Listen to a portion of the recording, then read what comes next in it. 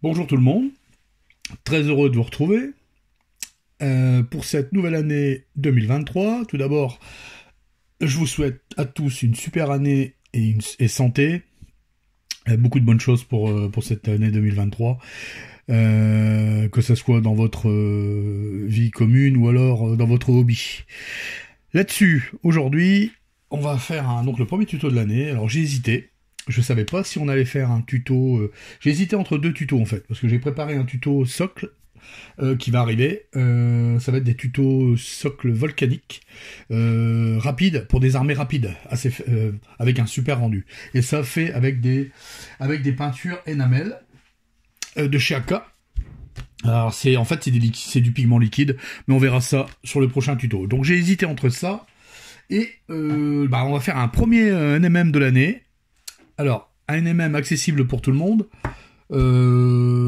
Étant donné que cette semaine, je travaille en ce moment sur une commande de Varangar, des Cavaliers du Chaos. Il y a énormément de dorures à faire dessus, à un point que je m'y perds des fois.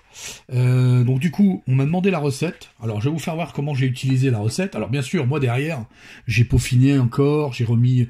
Vous me connaissez, bien sûr. Moi, je vous fais voir la recette. Après, derrière, vous la travaillez comme vous voulez. C'est vous qui faites au mieux. Là-dessus, alors, on va faire ça. Les peintures qu'on va utiliser, c'est simple. On va utiliser ces trois peintures-là. Donc, on va utiliser de la contraste comme base. Donc, ça va être du Nazreg Yellow. On va utiliser du jaune crème. En fait, c'est du Ice Yellow de chez Prince Auguste. La version Prince Auguste classique. Valero, ce serait Ice Yellow. Et enfin, du blanc cassé pour les dernières éclaircies. Peut-être que je rajouterai du sépia dans les ombres, on verra.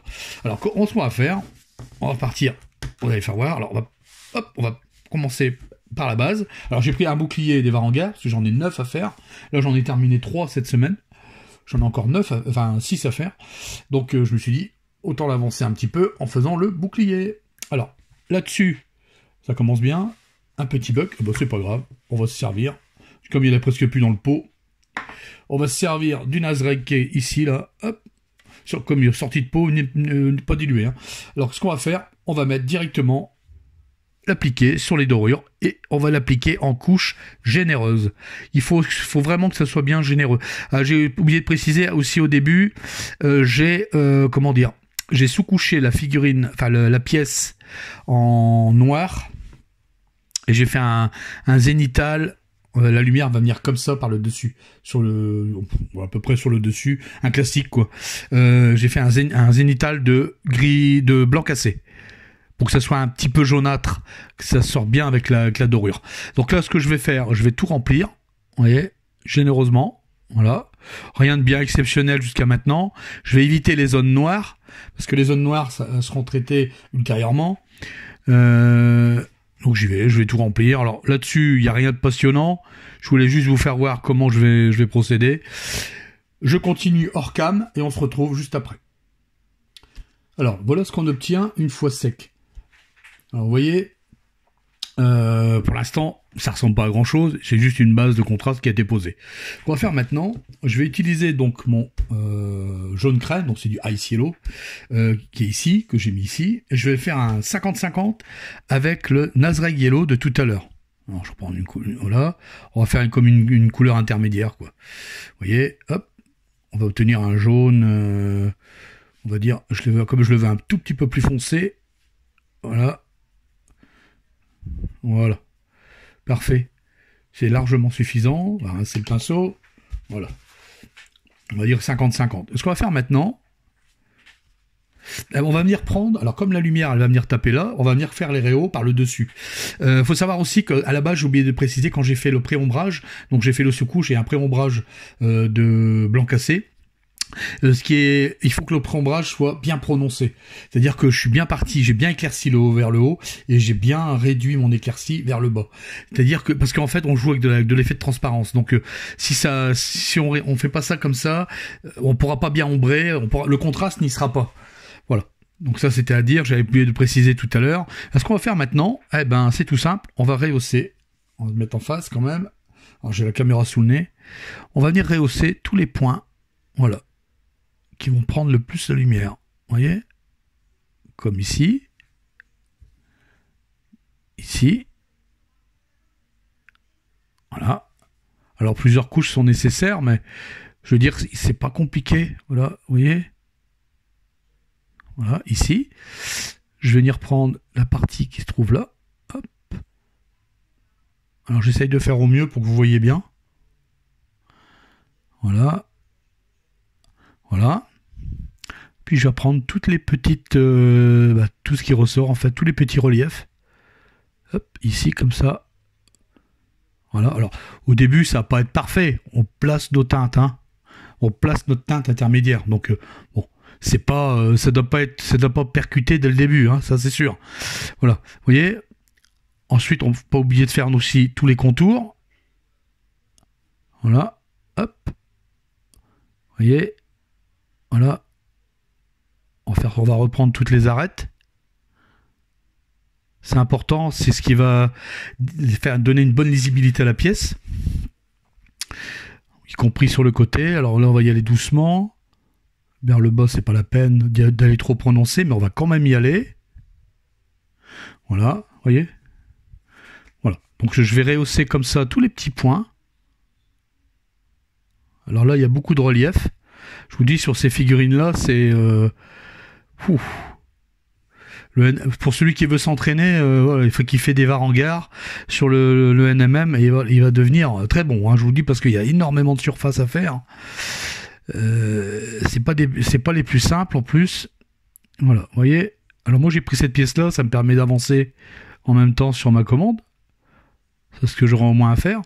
Voilà, vous avez vu. Alors je vais faire ça à plusieurs reprises. Je vais insister et revenir sur les parties les plus saillantes, comme ici. Vous voyez? Voilà. Ici. Puis je vais reprendre tous les petits, voilà, toutes les petits, les armures, quoi, les petites arêtes, quoi, y compris les arêtes intérieures et les points de rivets. Alors les points de rivets, ça va être un tout petit peu plus délicat parce qu'ils sont vraiment petits. Vous voyez, comme ça, hop. Et il faut les reprendre plusieurs fois. Hop, voilà, vous voyez. Alors des fois, ça ne doit pas être parfait.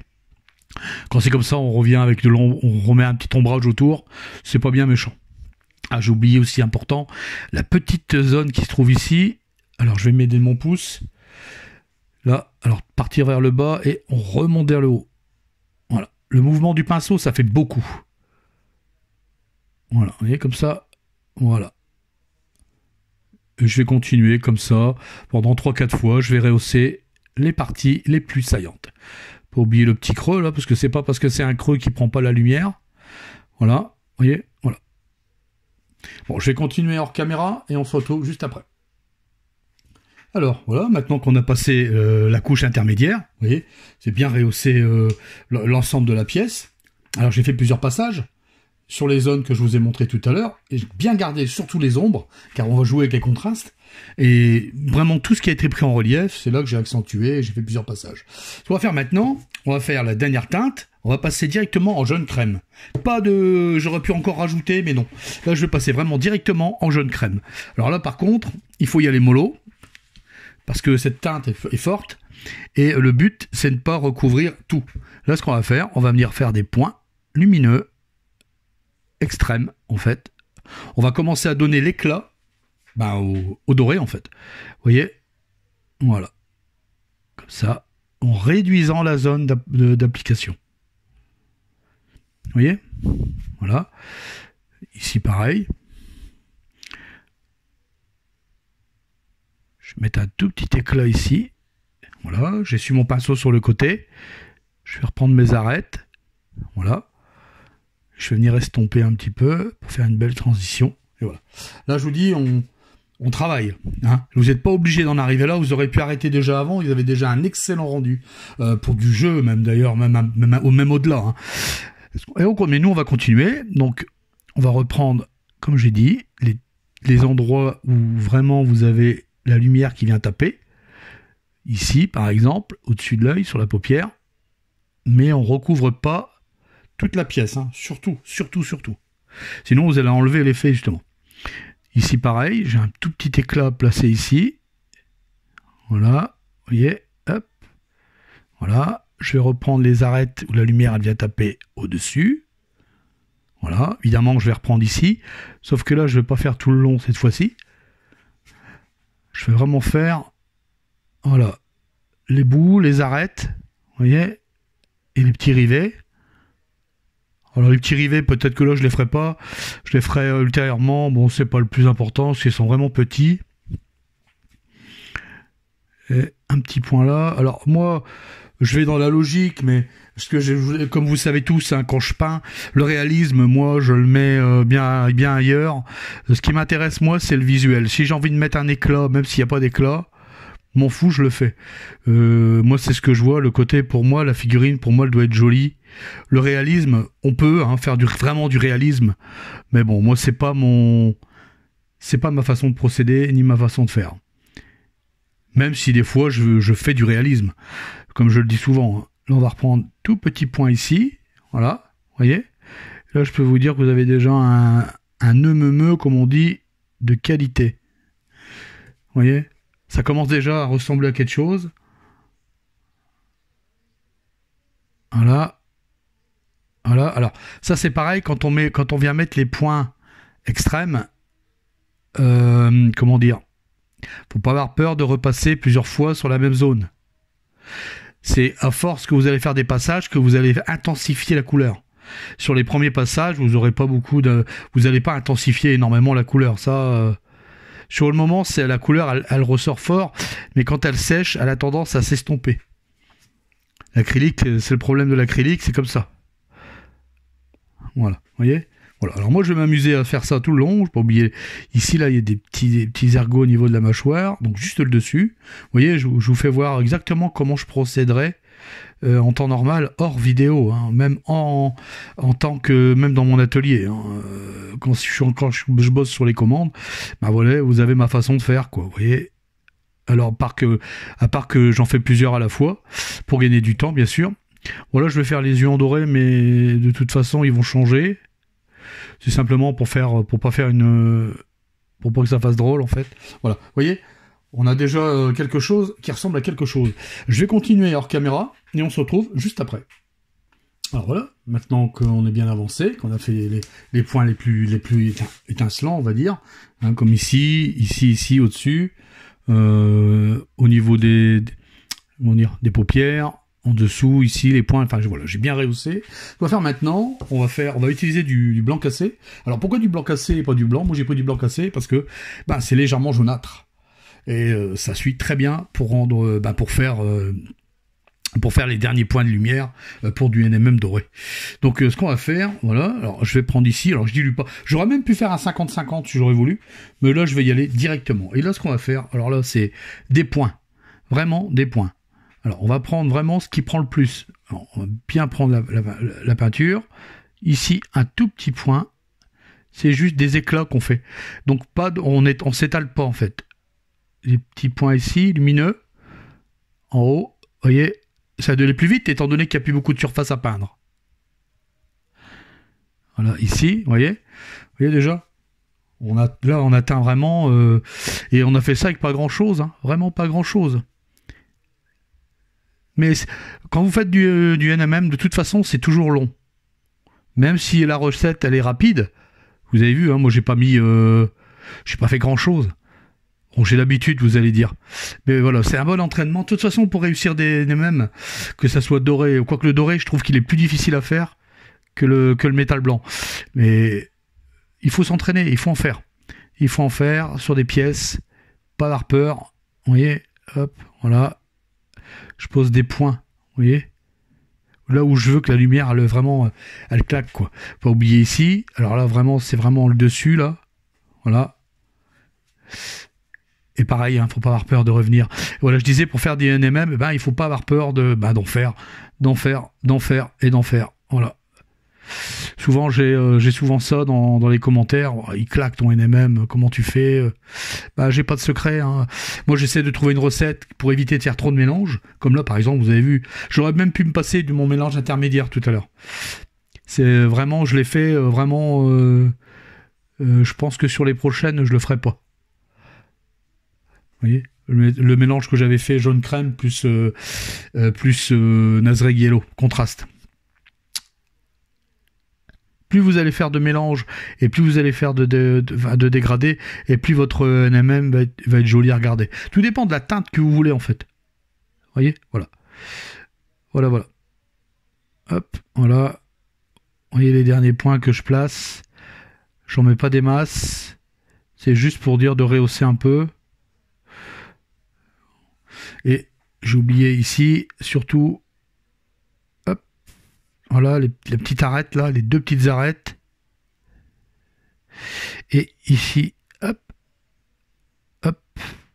voilà, je pars toujours du bas vers le haut, je remonte en fait. Vous voyez, hop, je fais comme ça.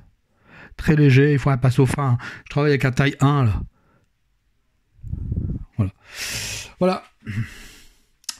Voilà ce qu'on peut obtenir. J'ai même oublié ici le dernier petit éclat sur la forme arrondie. On va le faire en haut. Tout là-haut. Voilà. Je vais diluer un peu plus ma peinture. Voilà. J'estompe la peinture. Et je vais venir caresser du bas vers le haut. Vous voyez? Voilà. Pour faire l'éclat en haut, quoi. Voilà, je regarde si j'ai pas oublié des zones, peut-être ici aussi, au niveau des yeux, mais de toute façon, les yeux, je vais les refaire, ils vont partir sur une autre couleur. Là, je les ai fait pour pas que ça tranche trop. Vous voyez, voilà. Moi, c'est ce que j'aime dans la peinture, c'est on fait ce qu'on veut. Je suis pas les théories de la couleur, ni les théories... tout ce qu'on veut pour faire du NMM, pour faire tout ça. Voilà. Il y a des façons d'arriver à quelque chose sans forcément utiliser tous ces trucs-là. Voilà. Bon, j'espère que cette petite recette vous aura plu. Je récapitule donc les peintures. J'aurais même pu mettre du sépia pour accentuer les ombres. Là, je vais pas en mettre. Je trouve que les ombres sont déjà bien marquées. Et le sépia, j'en mettrai peut-être ultérieurement, ou bien des fois je viens rajouter du violet dans les ombres, de l'encre violet. Voilà les 3 couleurs que j'ai utilisées, donc du Nazreg Yellow, de la contraste, du jaune crème, donc c'est du Ice Yellow, et du blanc cassé. Tout simple quoi, de n'importe quelle marque fera l'affaire. Voilà. J'espère que ce petit tuto vous aura bien plu. Pour commencer l'année, on commence l'année avec un NMM, on commence fort, hein. La prochaine fois, on se verra donc pour du socle. Donc, je vais vous faire des petits socles rapides comme ça, volcaniques, faciles à faire. Alors, pas que celui-là. On en fera aussi 2 versions. On fera des craquelés. Je vous ferai voir comment on fait. Et vous allez voir, il n'y a pas de dégradé à faire, il n'y a rien. On va vraiment faire ça. C'est facile comme tout. Surtout si vous faites du rapide. Vous allez voir. Vous verrez ça quand on fera ça ensemble. J'ai préparé les 2 socles d'ailleurs, donc il y en a un qui est déjà prêt, il sera déjà prêt pour la prochaine fois, et un classique quoi, un tout noir classique qui servira pour la peinture à craqueler. Voilà, on fera 2 socles volcaniques, assez rapides, et on utilisera les produits AK, donc les pigments liquides, j'ai l'occasion que j'ai pu en avoir, donc c'est pour l'occasion pour moi d'essayer, et je peux vous dire que le rendu, il est top. Ici, sur les cavaliers, j'en ai placé ici, vous avez vu, c'est vachement mat. J'ai même pas besoin de vernir en mat juste après, tellement c'est bien. On dirait que j'ai mis de la poudre, en fait. Et surtout, c'est moins dégueulasse quand on l'appuie. Donc vraiment, ce sont des bons produits. Il y a plusieurs teintes, évidemment. Moi, j'en ai pris quelques-unes. Je vous ferai essayer ça, vous verrez bien. Vous verrez. Voilà. Vous voyez? Voilà. Bon, j'espère que ça vous aura plu. Ce petit tuto, encore une fois. Si n'oubliez pas le petit pouce bleu, le petit commentaire, ça fait toujours plaisir, surtout pour commencer l'année, ce serait bien sympa. Un partage aussi. Et puis, si vous voulez soutenir la chaîne Job Miniature, n'hésitez pas. Il y a le Tipeee Job Miniature, il sera mis dans la description sous la vidéo, ainsi que le lien du Discord. Moi, je vous dis, passez une bon week-end. Je vous dis à la prochaine fois. Donc, la prochaine fois, on partira sûrement sur du socle volcanique. Et d'ici là, portez-vous bien, de bonnes peintures. Et puis moi, je vous dis à bientôt. Ciao, ciao. Salut.